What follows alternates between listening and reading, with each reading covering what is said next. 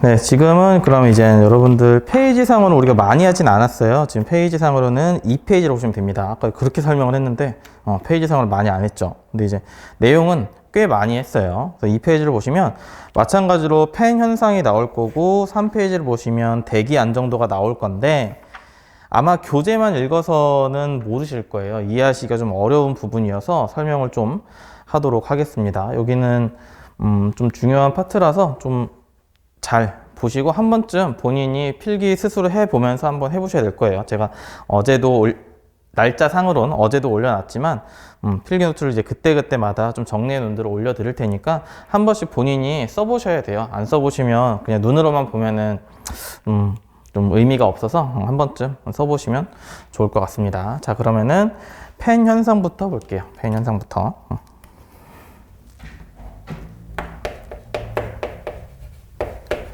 자, 이제 펜 현상은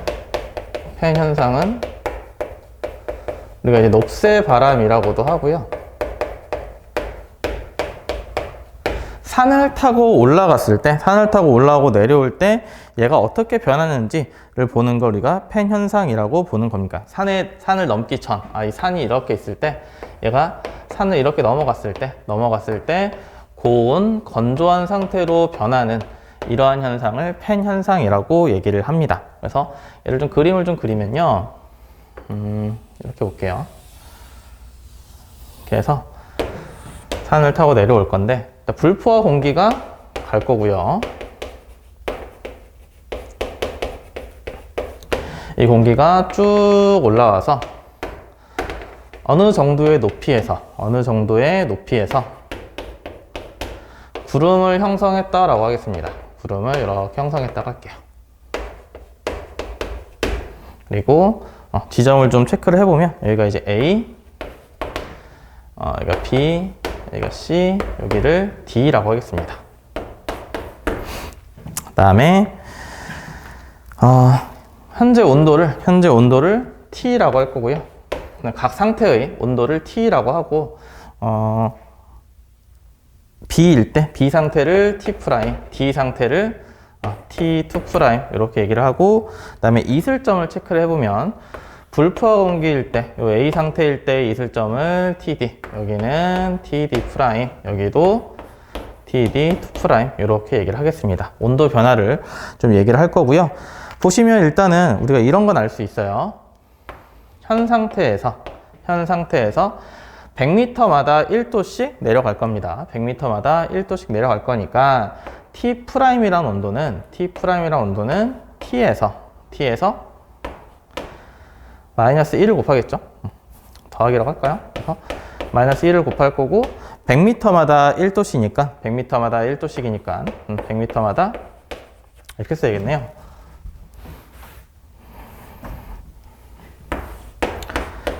100m마다 마이너스 1도씩 떨어질 거고 이게 이제 H만큼 되겠죠? 요거 지울게요. 요거 그냥 마이너스라고 하겠습니다. 이렇게 해서 보기 편하게 현재 온도에서 높이를 곱한 것만큼 떨어질 거다라는 거고요.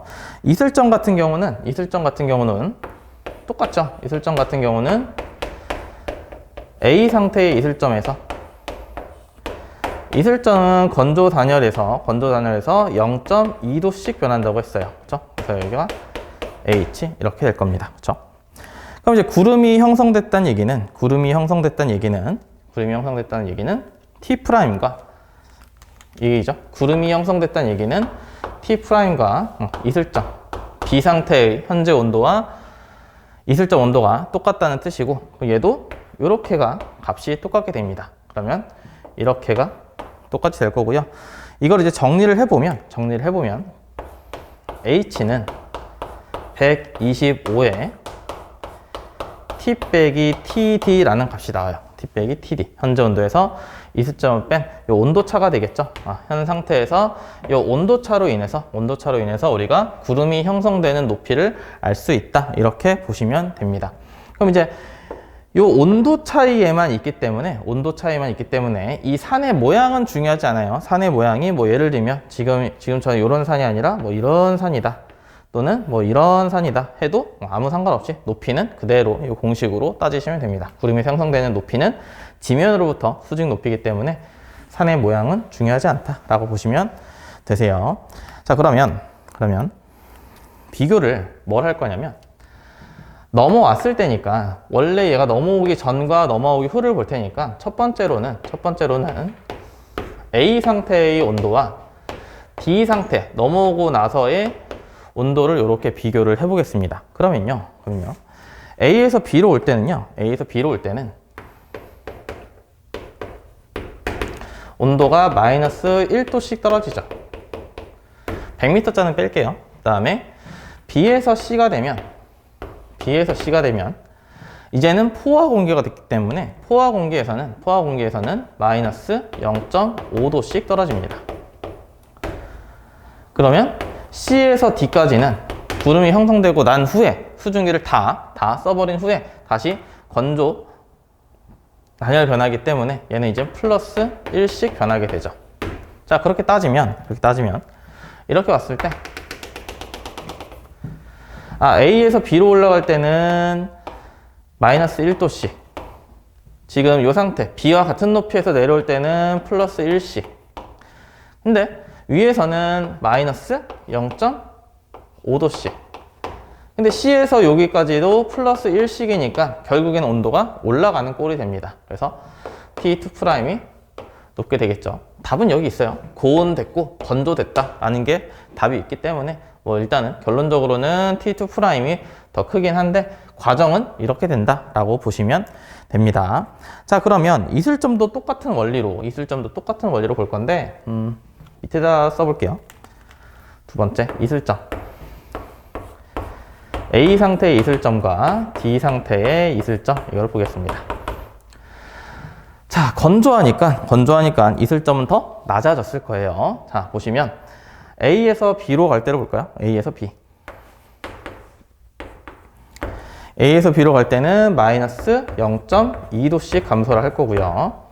그 다음에 B에서 C 됐을 때는 포화 공기가 됐기 때문에 얘는 0.5도씩, 마이너스 0.5도씩, 그리고 C에서 D까지는 다시 플러스 0.2도씩 이슬점이 증가하게 됩니다. 그러면 마찬가지로 B와 C 그리고 C에서 내려올 때 차이가 마이너스 0.3이라는 차이가 나기 때문에 결국엔 온도가 더 내려가게 되죠. 그렇죠? 근데 이제 A에서 B 상태를 다시 봤을 때 얘는 상대 속도는 증가하게 되고요. 상대 습도는 뺄게요. 상대 속도는 증가하게 되고요. 절대 습도는 감소하게 됩니다. 근데 이 절대 습도가 감소하는 이유는 간단해요. 위로 올라갈수록 수증기가 없기 때문에 습도는 감소한다 라고 보시면 됩니다. 근데 절대 습도라고 할게요. 기준 속도라고도 하는데 그냥 절대 습도가 감소한다 라고 보시면 되고요. 그다음에 B에서 C로 갈 때 구름이 생성돼서 이제 구름이 끝날 때까지 이제 구름의 생성 시기죠. 구름이 이제 형성된 상황인데 이때는 상대의 습도는 일정하겠죠. 100%일 거니까. 그리고 절대 습도는 감소하게 됩니다. 그렇죠? 이때는 당연히 위로 올라갈수록 또 수증기가 줄어들 거니까 이렇게 보시면 됩니다. 그 다음에 C에서 D는 내려오면서 상대 습도는 수증기가 없으니까 감소하게 될 거고요. 절대 습도는 증가하게 되겠죠. 밑으로 내려올수록 수증기는 많아지니까 절대 습도는 증가하게 된다 라고 보시면 됩니다. 그 얘기가 이 페이지에 이제 써 있다고 보시면 되고요. 이 페이지의 가운데 오른편 그림, 산 오른편 그림엔 그래프를 좀 해석을 해드리면 이렇게 해서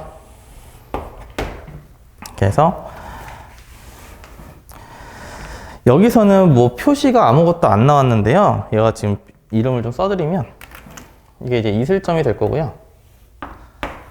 이슬점 그래프가 될 거고, 이게 이제 건조 단열 변화가 될 겁니다.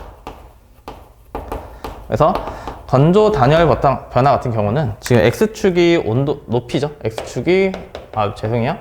Y축이 높이고 X축이 온도가 될 거고, 그러니까 이 그래프가 얘기하는 건 높이가 올라갈수록 온도가 내려가는 건데, 온도가 내려가는 폭이 건조 단열은 마이너스 1도씩일 거고, 씩은 이제 뺄게요.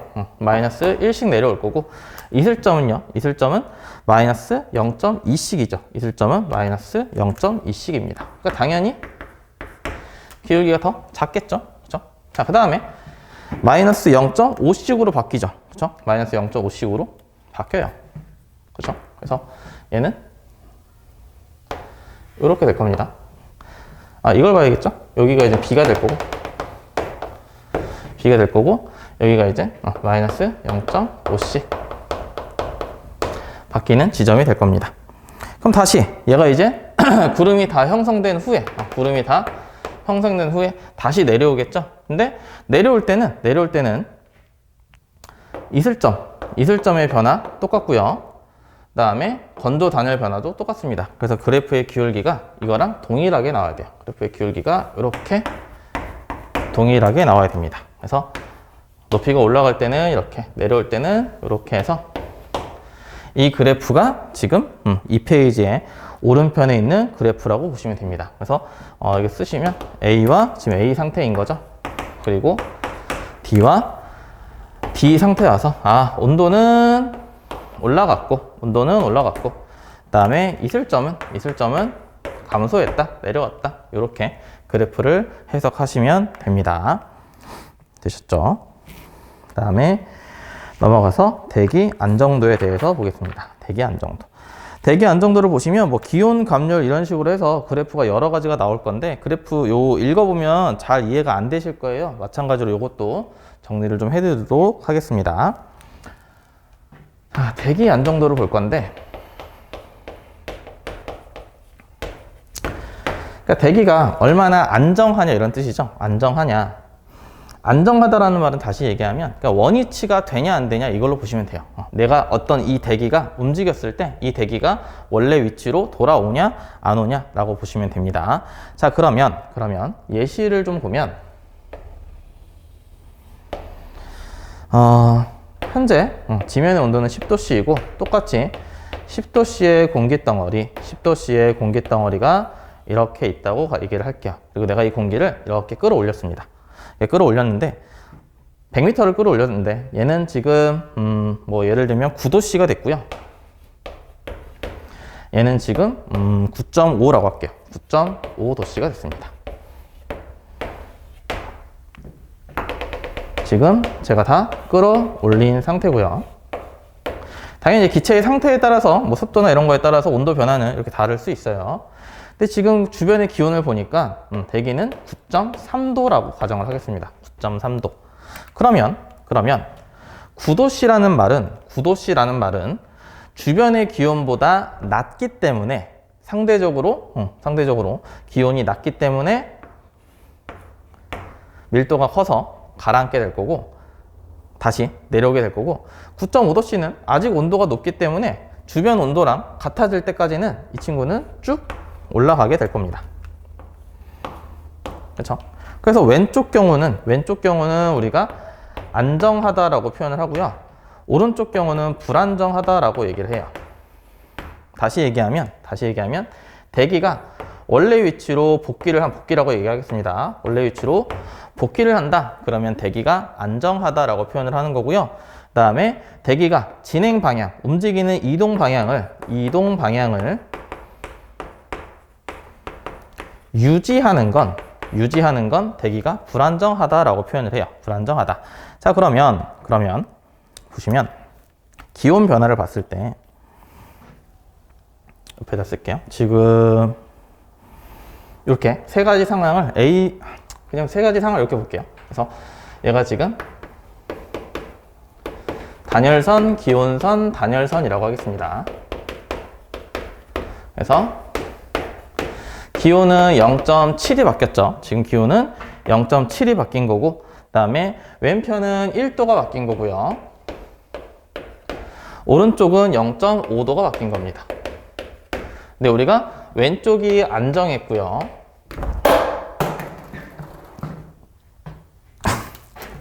이렇게 보시면 왼쪽이 안정된 상태였고요. 그 다음에 오른쪽이 불안정한 상태였죠. 그러니까 기온차가 대기의 온도 변화가 기온차보다 크면 안정이고 작으면 불안정이다. 이렇게 볼 수 있는데 이거를 그래프로 보겠습니다. 그래프로. 잠시만요.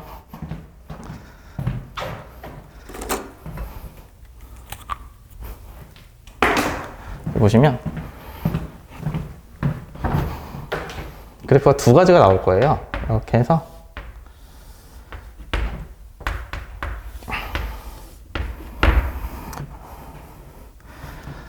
기온선이 이렇게 있고 그 다음에 똑같은 걸로 그릴까요? 기온선이 이렇게 있다고 보겠습니다. X축은 온도가 될 거고요. Y축은 높이가 되겠죠. 그래서 이제 착각을 하시면 안 되는데 흰색이 이제 기온선이에요.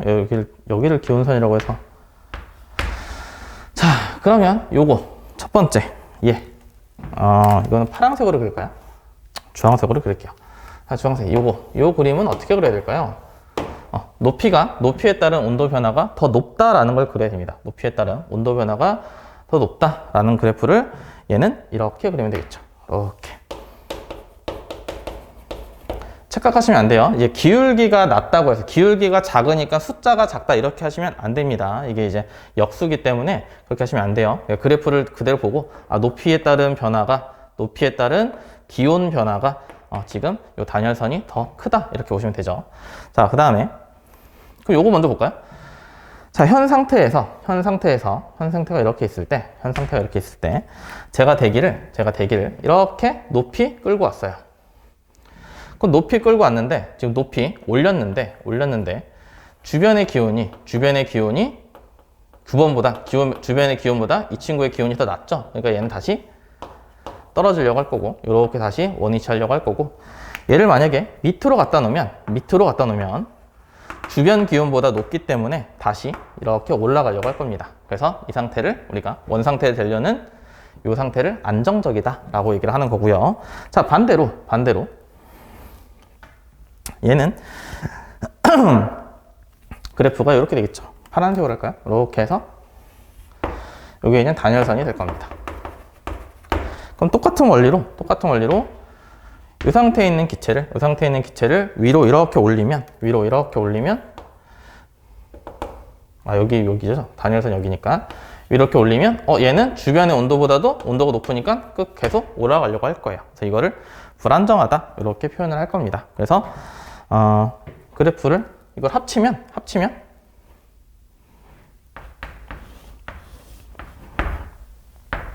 기온이 이렇게 있을 때 그러니까 이렇게 있을 거예요.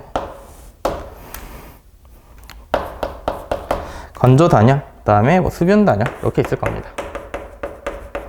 그래서 요 사이에서 안정 불안정이 나타난다. 이렇게 해서 따지게 될 거고요. 문제에서 나오게 될 겁니다. 그래서 요거를 기준으로 3페이지를 한번 보셔야 한번 이해가 좀 되실 거예요. 질문 있으시면 다시 게시판에 남겨주시고요. 자, 마지막에 역전층 보겠습니다. 3페이지 밑에 역전층 보시면요. 역전층의 종류에서 이렇게 나올 건데 이거는 지금 한번 읽어보시면 되세요. 우리 이젠 그 방향성과는 좀 맞지 않는 내용이기 때문에 한 번쯤 그냥 읽어보시면 되고요. 역전층이 어떤 그림인지만 해서 보도록 하겠습니다. 가볍게 여기 밑에서 잠깐 볼게요.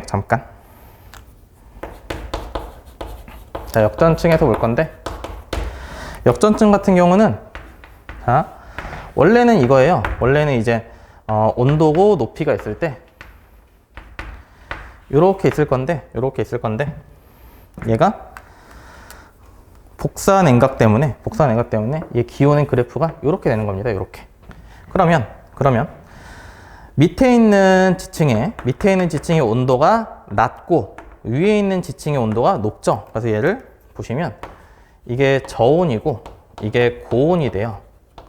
그러면 대류 현상이 일어날 수가 없습니다. 공기는 뜨거운 게 위에 있고 차가운 게 밑에 있기 때문에 만약에 밑에 있는 공기가 가열이 되면 그때 이제 공기가 올라가서 이제 구름이 형성되고 하는 거예요.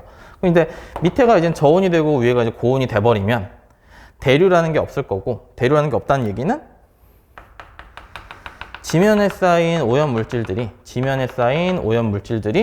잘 섞이지가 않는다는 얘기죠. 그러니까 다시 얘기하는 뭐냐면, 이렇게 역전층이 뚜렷한 날이 맑은 날 새벽이에요. 그러니까 맑은 날 새벽에 조깅하면 그냥 더러운 물질 다 먹습니다. 그러니까 조깅하지 마시고 주무세요. 맑은 날 새벽은 그냥 주무시고. 물론 이제 역전층이 하루 종일 유지가 되는 건 아니고요. 역전층이 개요만 그릴게요. 역전층이 원래는 이렇게 돼 있잖아요. 지금 이렇게 되는 건 아니고, 또 이제 복사에 대해서 이렇게 바뀌었다가 한낮에는 다시 원상복귀, 요 그래프가 되기는 합니다. 그래서 여기는 잘 보시면 이렇게 흐름이 바뀌는구나 하고요. 공장 연기는 뭐냐면요, 공장 연기는 굴뚝을 이렇게 세우는 거예요. 자, 지금 보시면 너무 밑에 그려가지고 여기를 조금 확대해 주세요. 보시면 여기가 지금 요 밑으로는 안정이고 요 위로는 불안정이잖아요. 요 위로는 이제 불안정이잖아요. 그럼 굴뚝을 봤을 때, 만약에 굴뚝을 내가 안정적인 층까지만 만들었다, 하면 굴뚝의 연기가 이렇게 그냥 안정적으로 퍼져나가는 겁니다. 안정적으로 퍼져나가는 거고요. 만약에 굴뚝의 높이를 요 높이에 맞게끔, 요 높이와 비슷하게 이렇게 만들었다 하면 안정적으로 나가면서 연기가 위로는 이렇게 퍼지게 되는 겁니다. 불안정할 때 이렇게 퍼진다고 보시면 되세요. 그리고 굴뚝의 높이를 더 높이 이렇게 만들었다 하면 얘는 이렇게 퍼지게 되겠죠. 그렇죠? 색깔이 좀 겹쳐서 좀 그렇긴 한데 확대 잘 해주셨을 거니까 보시면, 자, 그러면 여기서 대기가 깨끗한 대기는 얘입니다. 얘. 잘 퍼져서 대류가 잘 일어난 여기를 우리가 깨끗한 대기다 라고 하시면 되세요. 알겠죠? 역전층은 이런 내용이고요. 역전층 그래프 보고서 안정이다 불안정이냐를 찾고 연기가 어떻게 나가냐, 이 그림이 이제 4페이지의 오른편 밑에 이제 나와 있는 그림인데요. 이거는 그냥 한번 읽어보시면 될 것 같습니다. 그래서 오늘 수업은 여기까지 하고요. 다음 시간에는 대기를 움직이는 힘 해서 할 게 조금 많아요. 그리고 내용도 조금 어렵습니다. 여기는 이제 숫자들을 막 넣어서 계산하는 건 아니지만 조금 내용상 우리 1단원이랑은 차이가 좀 있어요. 이런 부분도 우리가 이제 지금 현재 그래프 갖고 막 이런저런 얘기를 하진 않았는데, 이제 내용 설명이 끝나고 나면 우리가 지금 여러분 온라인 강좌로는 한 30강 안쪽으로 이제 끝낼 건데, 내용 설명이 끝나고 나면 이제 그래프도 이용해서 이제 계속 문제풀이를 좀 진행을 할 겁니다. 그래서 계략적으로 보시면 여러분들 이제 내용 설명에서 전반적인 우리 그 지구과학 내용의 한 80%, 한 90% 요 정도까지는 제가 이제 개념 설명 때 할 거고요. 좀 더 부수적인 그래프 써가면서 막 해야 되는 문제들은 단순히 그냥 제가 설명하는 것보다는 문제를 푸는 게 나을 것 같아가지고 뒤에 있을 한 4회 정도, 그래서 한 10강 정도 될 거예요. 10강 내외로 해서 여러분들 기출문제 풀이하면서 나머지 한 10에서 15% 정도 되는 내용은 제가 보충하도록 하겠습니다. 자, 그럼 여기까지 오늘 고생 많으셨습니다. 감사합니다.